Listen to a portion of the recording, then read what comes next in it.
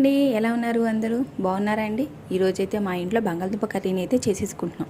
ఇది ఎంత బాగుంటుందంటే చికెన్ కర్రీతో పాటు పోటీగా ఉంటుంది. ఇదివరకు నానమ్మ చెప్తూ ఉండేది, వెనకట బంగాళదుంపని తినేవాళ్ళు కాదట, ఆ బంగాళదుంపల్ని జంతువులు మాత్రమే తినేయట. అదేంటబ్బా అనుకున్నా నేను. కానీ తర్వాత వాటిలో పోషక విలువలు తెలుసుకున్నాక జనాలు తినడం ప్రారంభించారంట. నానమ్మ చెప్తూ ఉండేది.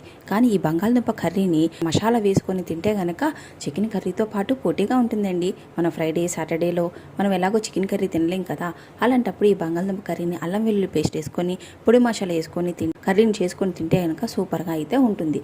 యూట్యూబ్ ఫ్యామిలీ 2Kకి దగ్గరలో ఉంది. ప్లీజ్ అండి, మీరు ఫస్ట్ టైం కనుక మన ఛానల్ని చూస్తున్నట్లయితే మన ఛానల్ని సబ్స్క్రైబ్ చేసుకోండి. మీ ఫ్యామిలీకి కానీ మీ ఫ్రెండ్స్కి కానీ ఈ వీడియోని షేర్ చేయండి. ఎంత సింపుల్గా చేసుకోవచ్చో బంగాళదుంప కర్రీని చాలా సింపుల్గా చేసుకోవచ్చు. ఈ రోజుల్లో ఈ బంగాళదుంపల్ని చాలా రకాలుగా అయితే వాడుతున్నాం. అంటే కర్రీగా కానీ భోజనాల్లో ఈ కర్రీ లేనిదే జరగట్లేదు.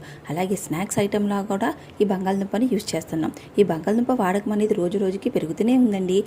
మా చెల్లి అయితే ఈ బంగాళదుంప కర్రీని ప్రతిరోజు పెట్టినా కూడా తినేస్తుంది, అంత ఇష్టం దానికి. అయితే మన ఛానల్ 2K ఫ్యామిలీకి దగ్గరలో ఉంది. ప్లీజ్ అండి, మీరు సపోర్ట్ చేస్తే కనుక మీకు ఇలాంటి మంచి మంచి వీడియోస్ని అయితే మేము అప్లోడ్ చేస్తూనే ఉంటాం.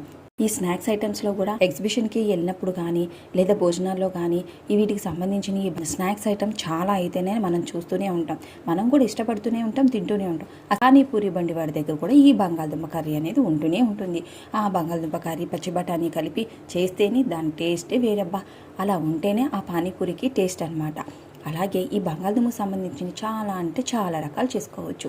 మనం ఈ వీడియోలో చూపించిన ఈ బంగాళదుంప కర్రీని చాలా ఈజీగా అయితే చేసుకోవచ్చు. త్వరగా లంచ్ బాక్స్లో కూడా తయారు చేసుకోవాలన్నా, త్వరగా వంట చేసుకోవాలన్నా, ఇలా బ్యాచిలర్స్ ఎవరైనా ఉంటే దీన్ని చాలా త్వరగా అయితే చేసేసుకోవచ్చు. ఇప్పటి వరకు చూసినందుకు కూడా మీ అందరికీ కూడా ధన్యవాదాలు. So thank you, bye bye.